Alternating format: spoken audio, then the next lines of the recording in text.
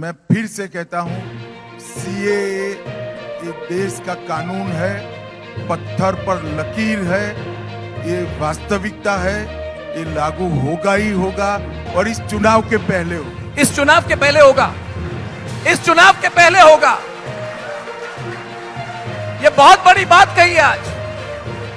मैं तो ये कह सकता हूं कि ये हाहाकार हो गई। आपने जो बात अभी कही है, गृह मंत्री जी ने बहुत बड़ी बात हम सबके सामने प्रणव जी, तालियां बज गई, कोई धमाका नहीं। ये बात मैं 10 बार बता चुका हूं। नहीं, मगर आप चुनाव के पहले सीएए लागू होगा।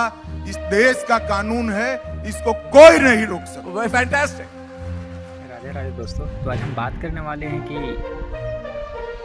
11 दिसंबर 2024 को जो नोटिफिकेशन आया, अमित शाह के द्वारा जो नोटिफिकेशन जारी किया गया है सीएए, उसका मेन मुख्य उद्देश्य क्या है, ठीक है, किन लोगों को सीएए की आवश्यकता है, इसका एडवांटेज डिसएडवांटेज क्या है सीएए का, किसके द्वारा इसको सीएए को लॉन्च किया गया है। आज हम डिटेल में इसके बारे में जानने वाले हैं, तो आप वीडियो में बने रहिए जब इस टॉपिक को डिटेल में जानते हैं।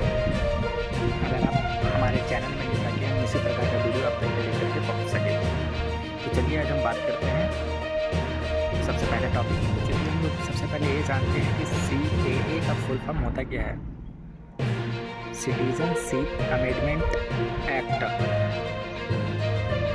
नागरिकता संशोधन अधिनियम। तो यहाँ पे सवाल ये उठता है कि भारत में सीएए का नियम क्या है। सीएए नागरिकता संशोधन अधिनियम 1955 में संशोधन करता है ताकि अफगानिस्तान, बांग्लादेश और पाकिस्तान से आए उन प्रवासियों को भारत की नागरिकता दी जा सके जो मुख्य तौर पे हिंदू, सिख, ईसाई, मुस्लिम, बौद्ध, जैन और फारसी समुदाय से आते हैं। अपने देश में धार्मिक उत्पीड़न के कारण अपने देश छोड़ करके भारत 31 दिसंबर 2014 को या उससे पहले आए हुए हैं, उनको भारत की नागरिकता मिल सकती है। चलिए अब हम लोग ये बात करते हैं कि सीएए का मेन मुख्य उद्देश्य क्या है। तो सीएए का मेन मुख्य उद्देश्य ये है कि अफगानिस्तान, पाकिस्तान और बांग्लादेश से आए हुए 6 समुदायों को, हिंदू, सिख, ईसाई, जैन, बौद्ध, फारसी लोगों को भारत का नागरिकता देना है। इसका मेन मुख्य उद्देश्य है सीएए का, क्योंकि किसी कारणवश धार्मिक उत्पीड़न के कारण वे अपने देश छोड़ करके भारत आ गए हैं और वे काफ़ी लंबे समय से भारत में ही रह रहे हैं, जिसके कारण से सरकार एक नियम निकाला है सीएए का, सिटीजनशिप अमेंडमेंट ऑफ एक्ट।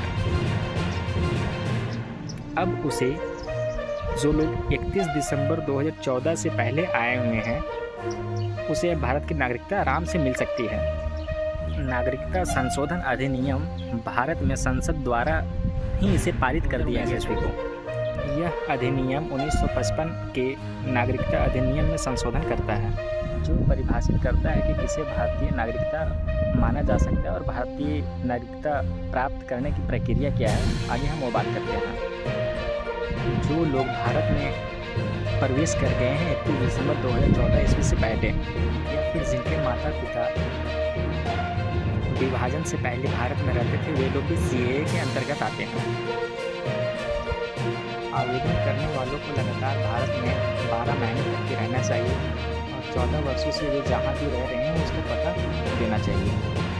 तो चलिए हम लोग बात करते हैं कि what are the rules of CAA. CAA का नियम क्या है। 2019 सीएए ने